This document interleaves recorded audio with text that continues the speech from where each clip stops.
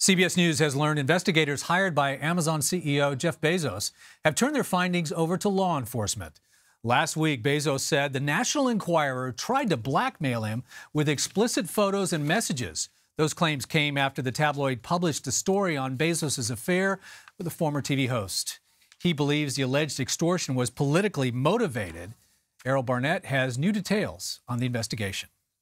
I'm not going to answer who the source was. It was somebody close to both Bezos and Ms. Sanchez. On Sunday, Elkan Abramowitz, the attorney for the parent company for National Enquirer, stopped short of revealing the source of the leaks. But one source close to Jeff Bezos' private investigators tells CBS News they've conducted multiple interviews with Michael Sanchez, the brother of Bezos' own girlfriend. They say Sanchez, a Trump supporter, discussed the matter with Roger Stone and Carter Page, two of Mr. Trump's staunchest defenders. Contacted by CBS News, a person close to Michael Sanchez dismissed allegations of his involvement as, quote, sloppy leaks and crazy conservative conspiracy theories. If I was conducting an investigation, I'd be starting it with Ms. Sanchez.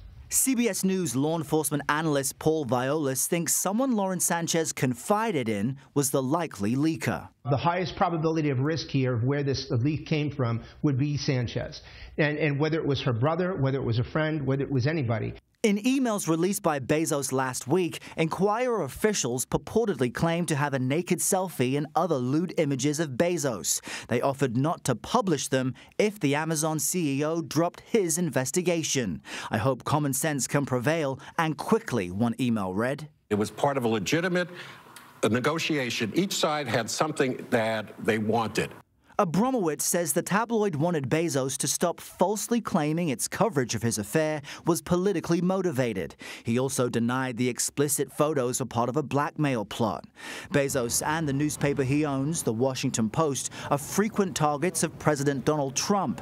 The National Enquirer is published by another Trump ally, David Pecker. On Friday, the White House distanced the president from the controversy. We're not going to get into a conversation about something between Jeff Bezos and a tabloid magazine. Regardless of how the texts were leaked, Violas says he's surprised someone as high-profile as Bezos wasn't better protected. I am stunned. There is no question about it. For somebody like Mr. Bezos to be operating in such a rudimentary fashion with respect to electronic communications is shocking, to say the least. All right, Errol Barnett is with us now. So they handed over the information. What happens next? Well, there are still so many unanswered questions in all of this that get to the motives of everyone behind it. So if Michael Sanchez was the person who released these images, why did he do it? What was his incentive? Was he paid a large sum of money, as is typically the case for AMI, and their lawyer over the weekend effectively said as much. So what happens now is the investigator that Bezos hired has handed over his evidence, is handing over his evidence to prosecutors in the Southern District of New York. It's up to them now to decide, okay, does this meet the level of breaking the law to the point that David Pecker should lose his immunity deal as part of his cooperation agreement? What would trigger something like that? Well, if he broke the law, in order for him to have broken the law, he would have had to have, or his organization, tried to exchange the suppression of these images for something of value. And when you listen to their lawyer on Sunday, what he said was, no, this was not an extortion attempt. We just wanted Jeff Bezos to tell the truth. We're journalists in the pursuit of what's true. And it's up to the prosecutors in the Southern District of New York to decide, does this evidence really change the narrative or not? If it does, that could be seismic. If not, this may just remain a tabloid story that is an unfortunate incident for private individuals, but we're not sure on which way it goes yet. So that's a possibility of extortion, but there might also be criminality in just how those texts and photos were achieved. Well, that's right. The reason Michael Sanchez has been the prime suspect is because he manages Lauren Sanchez. She was a former anchor. She also has her own professional ambitions. He's connected to Roger Stone, to Carter Page. He's a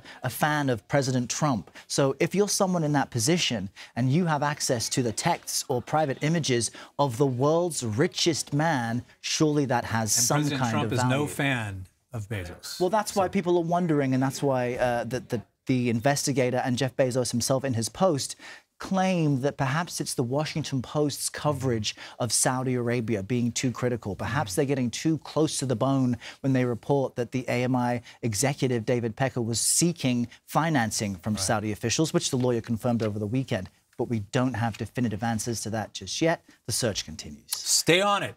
Will do. Doing a great job. Thanks a lot, Errol. You got it.